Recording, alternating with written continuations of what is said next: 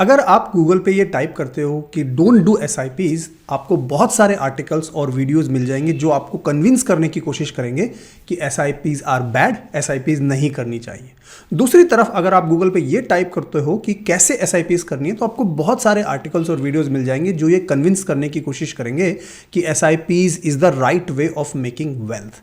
अब इसमें सच्चाई क्या है? एसआईपीज करनी चाहिए या एसआईपीज नहीं करनी चाहिए, मैं आपको डेटा प्रूफ के साथ कुछ दिखाने वाला हूं और इसी के साथ आपको बहुत सारी एसआईपीज के बारे में ऐसी बातें बताने वाला हूं जो शायद आपको मालूम ना हो। तो वीडियो को पूरा जरूर देखिएगा, आपको काफी कुछ सीखने को मिलेगा। तो सबसे पहले आते हैं पॉइंट नंबर 1, एसआईपीज करनी चाहिए या नहीं। तो मैं आपको डेटा प्रूफ दिखाता हूं। आप ये मेरे स्क्रीन पे जो डेटा देख रहे हैं वो देख रहे हैं निफ्टी 50 के SIP returns. These are SIP returns। ये डेटा है एज ऑफ नवंबर 2025, मतलब काफी लेटेस्ट डेटा है। तो पहला आप देखिए कि एक साल में निफ्टी 50 में अगर SIP किसने की होती तो उसके क्या रिटर्न्स होते? 17.23%। काफी अच्छे रिटर्न्स लास्ट के एक साल में बने हैं, जब मार्केट बहुत ही वॉलेटाइल रहा है। मार्केट क्रैश भी हुआ था, करेक्ट भी हुआ था, उसके बाद वापस से मार्केट बढ़ा था।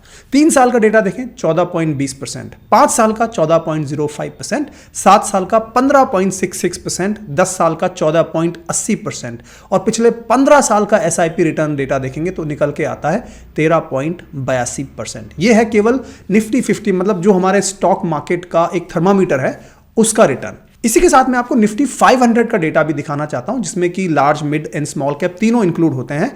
पिछले एक साल में 15.12%, 3 साल में 15.35%, 5 साल में 15.66%, 7 साल में 17.44%, 10 साल में 15.87% और पिछले 15 साल का SIP रिटर्न निकल के आता है 14.89% ऑफ एनुअल रिटर्न। ये जितने भी रिटर्न हैं सारे एक साल का रिटर्न है। अब मेरे आपसे 4 क्वेश्चन हैं। पहला क्वेश्चन ये है कि SIP करने में यहां पर किसी भी टाइम पीरियड में क्या लॉस हुआ?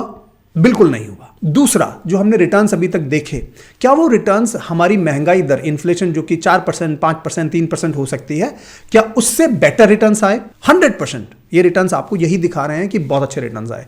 तीसरा, क्या FD से बेटर रिटर्न आए? FD 6-7% का रिटर्न देती है, उससे डबल रिटर्न्स आए हैं। चौथा, ये 14 से 15% के रिटर्न जनरेट करने में कितनी मेहनत करनी पड़ी आपको? कितना दिमाग लगाना पड़ा? क्या मजदूरी करनी पड़ी? क्या आपको किसी ने बेवकूफ बनाया? बिल्कुल नहीं। SIPs in mutual funds they are regulated by SEBI. SEBI इसको रेगुलेट करता है। मतलब घर बैठे बैठे ऑनलाइन कुछ चंद ही मिनटों में अगर आप SIPs चालू करते हो या करी होती आपने पिछले 1 साल में, 3 साल में, 5 साल में, 10 साल में, 15 साल में, आपने अपने पैसे को दिन दुगना रात चौगुना बढ़ा लिया होता। 14 से 15% के रिटर्न तो बहुत ही इजीली आए हैं।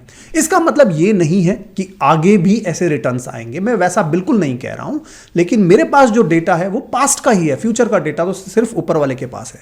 पास्ट का डेटा हमें यह बता रहा है कि SIP अच्छी है, बिल्कुल अच्छी है। पिछला 1 साल भी अपने को ये दिखा रहा है कि 17% के रिटर्न्स आए हैं। तो जितने भी आप आर्टिकल्स ऑनलाइन या वीडियोस पढ़ते हैं, जो लोग बोलते हैं SIP मत करो, ऐसा मत करो, वैसा मत करो, उनको ये वीडियो जरूर भेज देना। अपने फैमिली के साथ ये वीडियो जरूर शेयर कर लेना, अपने फ्रेंड्स के साथ शेयर कर लेना और उनको ये डेटा प्रूफ दिखाना कि भाई देखो, पिछले 1 साल में भी इतने अच्छे रिटर्न्स आए हैं। क्या आगे रिटर्न्स आएंगे? इसकी कोई गारंटी कभी भी कोई नहीं ले सकता। ये बेवकूफ़ी है ऐसे प्रेडिक्शंस करना या गारंटी लेना। लेकिन SIP अगर आप सही तरीके से करते हो तो पैसा बनेगा। सही तरीके क्या है वो बताने वाला हूं। और दूसरा क्वेश्चन मैं ये भी यहां पे क्लियर कर देता हूं, जो ये लोग बोलते हैं ना कि SIP में मेरा पैसा डूब गया, बर्बाद हो गया, वो क्यों बोलते हैं? उसके 2-3 रीजन है। पहली बात तो पिछला 3 महीने का डेटा लेंगे या कोई एक टाइम पीरियड पिक कर लेंगे, यहां से यहां पे SIP का रिटर्न नहीं बना, या फिर बोलेंगे कि मार्केट मेरा गिर गया है तो मैंने SIP रोक दी, अब मेरा रिटर्न नहीं बन रहा, या फिर बोलेंगे कि मैंने किसी एक thematic mutual fund, infrastructure fund में पैसे लगा दिए, मेरे रिटर्न नहीं बने। तो मतलब आपने SIPs गलत तरीके से करी हैं। SIP का सही तरीका क्या है, इस वीडियो में एक एक स्टेप बारीकी से समझाऊंगा। शायद आपको आज तक SIP के बारे में इतनी अच्छी से, डिटेल से और एक तरीके से जो SIP होती है किसी ने नहीं बताई होगी। अगर आप मुझे नहीं जानते तो मेरा नाम है राहुल जैन। मैं सेबी रजिस्टर्ड रिसर्च एनालिस्ट हूं। अपनी इंडिपेंडेंट रिसर्च करता हूं और इस चैनल के थ्रू हिंदी में सिंपल भाषा में लोगों को समझाने की कोशिश करता हूं।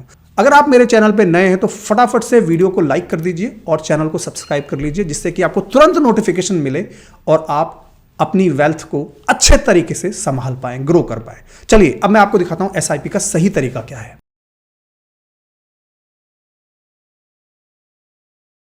तो चलो सीखते हैं एसआईपी का सही तरीका क्या है। पहली चीज हमें यह तय करनी है कि कितनी अमाउंट का एसआईपी करना है। इसके लिए मैं उदाहरण लेता हूं। मान लीजिए शाहरुख खान जी मेरे पास आते हैं और कहते हैं कि राहुल भाई मेरे पास 1 लाख रुपए की इनकम है मंथली और मुझे एसआईपी चालू करनी है, बताइए कितने अमाउंट की एसआईपी करनी है। हालांकि उनके पास तो करोड़ों रुपए हैं, पर चलिए ठीक है, मजे के लिए मान लेते हैं शाहरुख खान जी मेरे पास आते हैं। मैं शाहरुख खान जी को ये कहूंगा, शाहरुख भाई आपकी इनकम है 1 लाख रुपए, आपका खर्चा कितना है? मान लीजिए वो कहते हैं 70,000 रुपए मेरा खर्चा हो जाता है, मतलब 30,000 रुपए की मेरे पास बचत होती है। तो मतलब 30,000 ही रुपए बचते हैं एसआईपी करने के लिए। तो क्या पूरे 30,000 की एसआईपी कर देनी चाहिए? बिल्कुल नहीं, ऐसा जरूरी नहीं है कि आप पूरे 30,000 की एसआईपी करो। अमाउंट को तय करने का सबसे बढ़िया तरीका होता है कि मैं शाहरुख भाई से ये कहूंगा, शाहरुख भाई इस 30,000 में से आप कितने का कमिटमेंट कर सकते हो। कमिटमेंट का मतलब कि आंधी आ जाए, तूफान आ जाए, वर्ल्ड वॉर हो जाए, सरकार गिर जाए, सरकार बन जाए, आप उस पैसे की एसआईपी रोकोगे नहीं जब तक कि गोल्स पूरे नहीं हो जाएं। उसके बारे में मैं भी बात करूंगा। तो मान लीजिए शाहरुख भाई कहते हैं राहुल भाई 30,000 में से मैं 20,000 का कमिटमेंट कर सकता हूं कि 20,000 तो मैं करूंगा ही करूंगा पूरी शिद्दत के साथ, कुछ भी हो जाए, चाहे आंधी आ जाए, तूफान आ जाए, कुछ भी हो जाए। तो वो कमिटमेंट यहां पर बहुत जरूरी है और वही एक क्राइटेरिया बनता है कि हमें उतने की ही एसआईपी करनी चाहिए जितने का हम कमिटमेंट कर सकते हैं। आपने सलमान भाई का ये डायलॉग तो सुना ही होगा कि अगर मैंने एक बार कमिटमेंट कर दिया तो मैं अपने आप की भी नहीं सुनता। वो यहां पे वैलिड पूरा होना चाहिए, वही आपकी अमाउंट तय करेगी, पहली चीज। और ऐसा मैं आपको इसलिए बोल रहा हूं कि मुझे डेटा दिखाता है कि लोग एसआईपी से भाग जाते हैं। ये डेटा देखिए, आप पिछले 40 साल का डेटा है और आप देखिए यहां पे जब कोरोना आया था 2020 में, मार्केट में अचानक से 38% की फॉल हो गई थी। लोगों के तोते उड़ गए थे उस वक्त। अगर आप 2008-9 में जाते हैं जब ग्लोबल फाइनेंशियल क्राइसिस हुई थी, 60% का मार्केट में गिरावट आई थी। जब भी ऐसा कभी अगर फ्यूचर में होता है, आपकी एसआईपी रुकनी नहीं चाहिए। क्यों? क्योंकि ये सब जितने भी फॉल्स हुए उनके बावजूद भी अभी आप देखिए सेंसेक्स कहां पे ऑल टाइम हाई 80,000 के पार कर चुका है। तो कमिटमेंट का रीजन बहुत सॉलिड है कि उतनी ही अमाउंट चूज करें जिससे कि आप अपनी एसआईपी को रोकोगे नहीं किसी भी हालत में। अब चलते हैं अपन दूसरे पॉइंट की तरफ। दूसरा पॉइंट है कि कितने समय के लिए हमें एसआईपी करनी चाहिए और कैसे इस एसआईपी को एलोकेट करना चाहिए। तो मैं एग्जांपल मानता हूं, शाहरुख भाई मेरे को बोलते हैं कि राहुल भाई मेरे पास 3 गोल्स हैं जो मुझे पूरे करने हैं, मेरी 3 इच्छाएं हैं जो मुझे पूरी करनी है। पहली इच्छा है मुझे अपने बच्चों की पढ़ाई के लिए पैसा चाहिए और वो पैसा मुझे चाहिए 10 साल के बाद, ठीक है।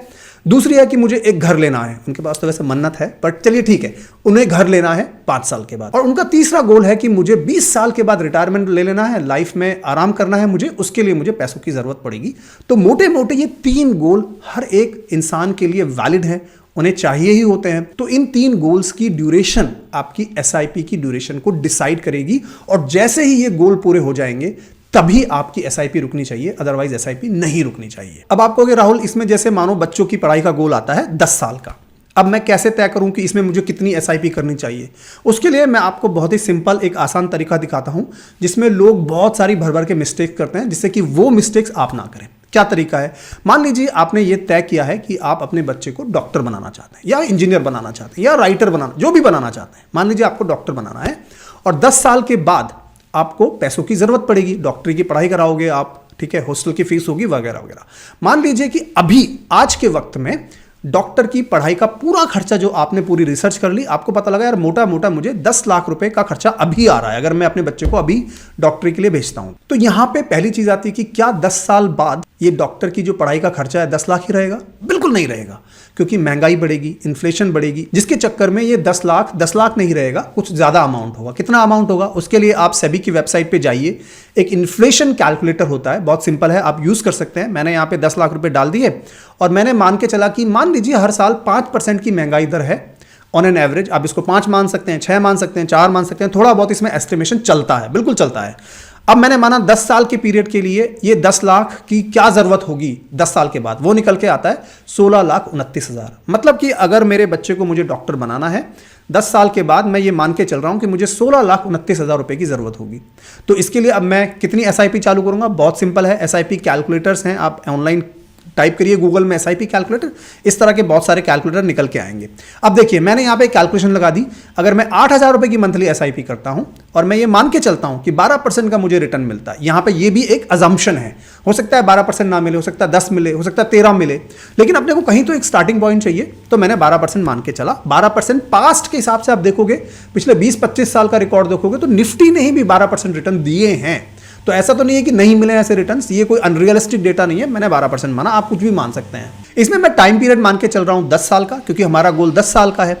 तो ये 8,000 की मंथली एसआईपी 12% के हिसाब से 10 साल के बाद टोटल अमाउंट आपका बन जाएगा 17,92,000। 9,60,000 रुपए आपने इन्वेस्ट किए, 8,32,000 का आपको प्रॉफिट हुआ। अब आपको कि राहुल भाई हमारा गोल तो 16,29,000 का था, यहां पे 17,92,000 बन गए, तो इसका मतलब हमें एसआईपी को कम कर देना चाहिए।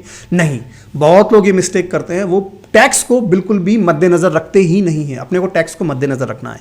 अभी के हिसाब से गवर्नमेंट का पॉलिसी है long term capital gain tax इस 8,32,000 पे आपको देना पड़ेगा 12.5%। तो 12.5% of this money is 1,04,000 rupees, वो निकल जाएगा इस गेन से। तो आपके मोटे मोटे बनेंगे 16,88,000। अब ये 16,88,000 16,29,000 से थोड़े ज्यादा हैं। हमेशा एक मार्जिन ऑफ सेफ्टी आपको लेके चलना ही है। हो सकता है ना 12% के रिटर्न 11.59 बने, हो सकता है कि आपकी महंगाई दर जो हमने यहां पर कैलकुलेशन में ली थी 5% की बजाय वो हो सकता है 6% हो जाए, जिससे आपको ज्यादा पैसे की जरूरत पड़े। तो ये थोड़े एस्टिमेशन और मार्जिन ऑफ सेफ्टी लोग नहीं लेके चलते हैं, जिसके चलते जब उनके गोल पूरे होते हैं तो उन्हें भारी दिक्कत का सामना करना पड़ता है। आप ऐसा ना करें। इसी तरह से आप हर गोल के लिए अपनी कैलकुलेशंस खुद कर सकते हैं। अगर आपसे नहीं हो पाती हैं, किसी फाइनेंशियल एडवाइजर को रीच आउट करो, वो आपको फॉर एग्जांपल शाहरुख भाई के लिए मैंने तीनों यहाँ पे गोल्स के लिए लिख दिया है। एक अजम्पशंस मोटे मोटे, ये कैलकुलेशंस हो सकता है सही ना हो, मैंने ऐसे ही डाल दिया है, लेकिन आपको मोटा मोटा ये पता लग जाएगा। बच्चों की पढ़ाई के लिए 8,000 एसआईपी 12%, घर के लिए 10,000 एसआईपी 15% रिटर्न एक्सपेक्टेशन, बुढ़ापे के लिए 5,000 की एसआईपी 14% के रिटर्न मेरी एक्सपेक्टेशन है। ये गारंटेड रिटर्न नहीं है, एक्सपेक्टेशन है। तो इस तरह से आप पहले ये एक कैलकुलेशंस कर लीजिए। जब आप ये पूरी प्लानिंग कर लोगे ना, तो आपको एक प्रैक्टिकल प्रॉब्लम आने वाली है। ये बहुत लोग को आती है, आपको भी आने वाली है। प्रॉब्लम क्या होगी? प्रॉब्लम ये होगी कि आप कहोगे मेरे 3 गोल्स हैं और मेरी टोटल एसआईपी अमाउंट आती है 8,000 प्लस 10,000 प्लस 5,000 मतलब 23,000, लेकिन मेरा कमिटमेंट एसआईपी का केवल है 20,000। कमिटमेंट है 20,000, मुझे जरूरत है 23,000 की। कैसे ये गैप फुलफिल होगा? तो देखिए, कोई मैजिक वॉन्ड नहीं होता है, कोई यहां पर लॉटरी नहीं लगेगी कि ये गैप अपने आप पूरा हो जाएगा। लेकिन इस गैप को पूरा करने का एक बहुत अच्छा तरीका है जो मैं आपको बताने वाला हूं। तो आप ये डेटा देखिए मेरे स्क्रीन पे। मान के चलते हैं 20 साल के बाद आपको टोटल 2 करोड़ रुपए की जरूरत है। तो इसके लिए आपको एसआईपी करनी पड़ेगी 20,000 रुपए पर महीने की, राइट? लेकिन 20,000 आपके पास नहीं है। मान लीजिए आपके पास केवल 10,000 रुपए की है। तो कैसे आप 10,000 रुपए में ये 2 करोड़ 20 साल में कर पाएंगे? इसका एक उपाय आता है स्टेप अप एसआईपी। ये डेटा देखिए मेरे स्क्रीन पे। आप अगर 10,000 रुपए की एसआईपी से चालू करते हैं और अगर हर साल इस 10,000 को 10% से बढ़ाते जाते हैं, मान लीजिए पहली साल आपने किया 10,000, दूसरी साल 10% बढ़ा दीजिए, 10,000 का 10% होता है 1,000 रुपए, मतलब 11,000 की एसआईपी। तीसरे साल वापस से 11,000 का 10% मतलब 1,100 रुपए, मतलब 12,100 की एसआईपी। अगर आप 20 साल तक हर साल 10% का स्टेप अप करेंगे एसआईपी में, तो आप ये 2 करोड़ 20 साल में हिट कर सकते हैं। ये एक बहुत अच्छा प्रैक्टिकल तरीका है। प्रैक्टिकल क्यों है? क्योंकि हर साल अपनी इनकम थोड़ी बहुत तो बढ़ती है। अगर नहीं बढ़ती है तो हम प्रयास करें हमारी इनकम बढ़े, जिससे कि 10% तक मैं बचाकर इसमें पैसा डाल पाऊं। आप automatically step up SIP set कर सकते हैं, जिससे कि आप डिसिप्लिन रहें। ये एक तरीका है इस गैप को फुलफिल करने का। अब आती है तीसरी बात कि एसआईपी आखिर करे कहां? ये बहुत बड़ा क्वेश्चन होता है और बहुत लोग ये समझते हैं कि एसआईपी मतलब केवल इक्विटी म्यूचुअल फंड्स। ऐसा बिल्कुल नहीं है। आप एसआईपी कर सकते हो डेट म्यूचुअल फंड्स में, इक्विटी म्यूचुअल फंड्स मतलब स्टॉक रिलेटेड म्यूचुअल फंड्स में, आप गोल्ड में एसआईपी कर सकते हो, सिल्वर में एसआईपी कर सकते हो, आप मोस्ट ऑफ द एसेट्स में एसआईपी कर सकते हो। एसआईपी का मतलब केवल स्टॉक रिलेटेड म्यूचुअल फंड्स नहीं होते हैं। अगर अब मैं एक एक ये एसेट की यहां पर बात करूं तो वीडियो बहुत लंबा हो जाएगा। आप चाहते हैं कि मैं हर एक एसेट पे बात करूं, गोल्ड की एसआईपीज कैसे करनी है, सिल्वर की कैसे करनी है, डेट म्यूचुअल फंड्स में कैसे करनी है, आप कमेंट्स में जरूर लिखें। मैं आने वाले समय में वीडियोस और बना के दूंगा आपको। इस वीडियो को लाइक कर दें, चैनल को सब्सक्राइब करें। अगर ज्यादा से ज्यादा सब्सक्राइबर बढ़ेंगे मेरे, तो मुझे मोटिवेशन मिलेगा, मैं आपके लिए और सारी वीडियोस लेके आऊंगा। लेकिन अभी के लिए मान के चलता हूं कि आप लेट्स से इक्विटी रिलेटेड मतलब स्टॉक रिलेटेड म्यूचुअल फंड्स में इंटरेस्टेड हैं, तो मैं सबसे बड़ी आपको राय जो दूंगा वो ये दूंगा कि आप सिंपल एसआईपी चालू रखें। Mid cap, small cap, large cap. किसी भी थीमेटिक म्यूचुअल फंड्स में अभी एंटर ना करें unless you become an advanced investor. जब आपकी अच्छी पकड़ हो जाएगी एसआईपीज पे, मार्केट्स पे, तब आप वो सारे थीमेटिक है, मोमेंटम है, वैल्यू है, उन सब पे करें। अगर आप बिगिनर हैं या आपको 1-2 साल का स्टॉक मार्केट का एक्सपीरियंस है, stick to basic SIPs. Large cap, mid cap, small cap, बहुत सिंपल है, इसको कॉम्प्लिकेट बिल्कुल नहीं करना है। लोग कॉम्प्लिकेट कर देते हैं, फिर इसी वजह से उनको SIPs रिटर्न्स नहीं देती हैं। तो कौन कौन से अच्छे म्यूचुअल फंड्स हैं, इसके लिए मैंने यहां पर आपको डेटा दिखाया है। ये डेटा है लार्ज कैप कैटेगरी का, मतलब stock number 1 to stock number 100 blue chip large cap जो कंपनीज होती हैं उनका क्या रिटर्न्स हैं, उसमें कौन से म्यूचुअल फंड्स ने अच्छा परफॉर्म किया है। SIP रिटर्न्स की यहां पर मैं बात कर रहा हूं, मैं रोलिंग रिटर्न्स की बात नहीं कर रहा हूं। रोलिंग रिटर्न्स क्या होते हैं अगेन कभी आने वाले टाइम में समझाऊंगा, मैं आपको अच्छे से एग्जांपल के साथ समझाऊंगा। लेकिन अभी ये मान के चल लो कि लार्ज कैप में SIP के रिटर्न्स कहां सबसे अच्छे आए हैं। तो मेरे स्क्रीन पे आप बहुत सारे म्यूचुअल फंड्स की लिस्ट देख सकते हैं। अब आप देखोगे इसमें पहला आता है White Oak Capital large cap. By the way इनमें से मेरी कोई रिकमेंडेशंस नहीं है, ये डेटा पब्लिकली अवेलेबल है, कोई भी जाकर देख सकता है, हम इसको केवल डिस्कस कर रहे हैं, ठीक है। पहला फंड आता है White Oak Capital large cap fund, 17.46% के SIP रिटर्न्स दिए हैं। क्या हमें इसमें इन्वेस्ट करना चाहिए? देखिए यहां पर एक बहुत बड़ा क्वेश्चन उठता है कि ये फंड चालू हुआ था 2022 में, मतलब इस फंड को चालू हुए तकरीबन 3 साल के आसपास ही हुए हैं, रिटर्न्स बहुत अच्छे दिए हैं, लेकिन इसका एक पास्ट ट्रैक रिकॉर्ड अभी तक नहीं है, मतलब 10 साल 15 साल 20 साल का रिकॉर्ड नहीं है। तो मैं जनरली बहुत कॉशियस होता हूं कि आप, ऐसा नहीं है कि कोई फंड 2-3 साल से ही आया है और उसने अच्छे रिटर्न जनरेट करके दे दिए हैं तो उसमें इन्वेस्ट कर दो, ऐसा नहीं है। आपको टाइम पीरियड, उसका ट्रैक रिकॉर्ड देखना होता है। तो फॉर एग्जाम्पल दूसरा है निपॉन इंडिया, ये 2013 से फंड चल रहा है, मतलब 12 साल का इसका ट्रैक रिकॉर्ड है और ये नंबर 2 पे है 16.96। आप इसको शॉर्टलिस्ट कर सकते हैं, इसके बारे में आप पढ़ो, निपॉन की वेबसाइट पे जाओ, इनके डॉक्यूमेंट्स दिए हुए होते हैं, उन डॉक्यूमेंट्स को पढ़ो और अगर आपको कुछ भी समझ में नहीं आता है तो आप एक एडवाइजर को रीच आउट करो। बट इस तरह से मैंने आपको लिस्ट बता दी है यहाँ पर, इन लिस्ट में से आप उनको फोकस करो जो ओल्ड हैं, जैसे कि निपॉन है फॉर एग्जांपल, या ICICI का प्रू है 2013 में चालू हुआ था, कैनरा रबको है, ये भी बहुत अच्छा फंड है 2013 में चालू हुआ था। और इन सभी फंड्स में आपको केवल डायरेक्ट फंड को ही चूज करना है, क्योंकि डायरेक्ट फंड में एक्सपेंस रेशियो काफी कम होता है। अगर आप रेगुलर फंड में जाओगे, उसके ऊपर लिखा रहेगा डायरेक्ट फंड, जैसे कि यहां पर लिखा हुआ है डायरेक्ट, DIR। अगर रेगुलर फंड पे जाओगे तो आपको एक्सपेंस रेशियो ज्यादा लग जाएगा। तो इस तरह से ये एक लिस्ट है जो आपके स्क्रीन पे है। इस वीडियो को अपने फ्रेंड्स के साथ शेयर कर दीजिए, उनको भी ये पता लग जाएगा। अब आते हैं मिड कैप कैटेगरी में। मिड कैप कैटेगरी में भी जैसे White Oak Capital mid cap है, अगेन ये 2022 में चालू हुआ है, सबसे बेस्ट रिटर्न्स हैं 2022 से, लेकिन ट्रैक रिकॉर्ड अभी थोड़ा नहीं है इसका। तो जो ट्रैक रिकॉर्ड वाले हैं उनमें सबसे पुराना आता है 2013 का एडलवाइज मिड कैप फंड आता है, 22.18% के रिटर्न्स हैं, राइट, काफी पुराना फंड है। इन्वेस्को आता है, काफी पुराना ट्रैक रिकॉर्ड है। बड़ौदा BNP परिवास आता है, 2013 का ये फंड है। मोतीलाल ओसवाल का भी फंड आता है 2014, इसने भी बहुत अच्छे रिटर्न्स दिए हैं। तो देखिए ज्यादा डिफरेंस नहीं है रिटर्न्स में, किसी का 21 है, किसी का 22 है, किसी का 23 है, 1-2% का फर्क है। इस चक्कर में कंफ्यूज मत हो जाना, और इस चक्कर में ऐसा नहीं हो कि यार कौन सा सेलेक्ट करूं, सेलेक्ट ही ना करो। ये लोग बहुत मिस्टेक करते हैं, ऐसा मत करना, ठीक है। तो मिड कैप की मैंने आपको लिस्ट यहां दिखाई हुई है जिन्होंने अच्छे रिटर्न्स दिए हैं। ओल्ड ट्रैक रिकॉर्ड के हिसाब से आप जा सकते हो, एक्सपेंस रेशियो भी देख सकते हो, और भी म्यूचुअल फंड सिलेक्शन के बहुत सारे क्राइटेरिया होते हैं जो मैं इस वीडियो में अभी कवर नहीं कर रहा हूं। आप मुझे लिखिए, अगर आपको इंडिविजुअल वीडियो चाहिए कि मिड कैप में सबसे अच्छे कौन से हैं, मैं उसकी एक वीडियो बना के दूंगा आपको, ठीक है। इसी तरह से मैं आपको स्मॉल कैप के SIP रिटर्न्स का डेटा दिखाऊं तो इसमें निकल के आता है, फॉर एग्जांपल सैमको ने साहब 44.69% के रिटर्न दिए, लेकिन चालू कब हुआ है फंड? 2025 में, मतलब ट्रैक रिकॉर्ड नहीं है अभी इसका। अगर आप देखेंगे बंधन 2020 में चालू हुआ है, 5 साल का रिकॉर्ड है, 28.35% 36% के रिटर्न्स दिए हैं। इनमें सबसे पुराना कौन सा है? 2013 से निपॉन का चल रहा है। उसके बाद आता है 2018 के फंड, इन्वेस्को है, बैंक ऑफ इंडिया है, और आपके सामने टाटा का भी है। ये सारे फंड्स यहाँ पर निकल के आते हैं जिन्होंने अच्छे रिटर्न्स दिए हैं। क्वांट का इसमें इसलिए नहीं है क्योंकि क्वांट के रिटर्न्स अभी हाल ही में काफ़ी कम हुए हैं, जिसके वजह से वो नहीं आ रहा है। तो मैं पूरी लिस्ट नहीं दिखा रहा हूँ आपको, टॉप 10 दिखाएं SIP के हिसाब से, बहुत सारे और क्राइटेरिया लगते हैं। तो होपफुली आपको ये अब तक का क्लियर हो गया होगा। तो ये है SIP करने का सही तरीका। बहुत सारी बातें मैंने SIP के बारे में अभी नहीं करी हैं इस वीडियो में, लेकिन अगर आपको दूसरी वीडियो चाहिए तो लिखिए कमेंट्स में SIP पार्ट 2। मैं SIP की बहुत सारी मिथ्स हैं वो दूर करूंगा। SIP के और डेमोन्स्ट्रेशंस में आपको दे सकता हूं कि कैसे स्टेप अप SIP करना है, कैसे नॉर्मल SIP करना है, बहुत वेरिएशंस होते हैं, उसके बारे में भी मैं पार्ट 2 में कवर कर सकता हूं। कमेंट्स में लिखिए SIP पार्ट 2 अगर आप चाहते हैं कि मैं वो वीडियो बनाऊं। एक और अनाउंसमेंट मैं करना चाहता हूं, मैं फाइनेंशियल अवेयरनेस बढ़ाना चाहता हूं लोगों की। इसके लिए मैं ये एक बुक है साइकोलॉजी ऑफ मनी, अपने सब्सक्राइबर्स को फ्री देना चाहता हूं। एक वो सब्सक्राइबर जो अच्छा एक कमेंट SIP के बारे में लिखेगा इस चैनल पे, उसके लिए मैं ये बुक भेजूंगा।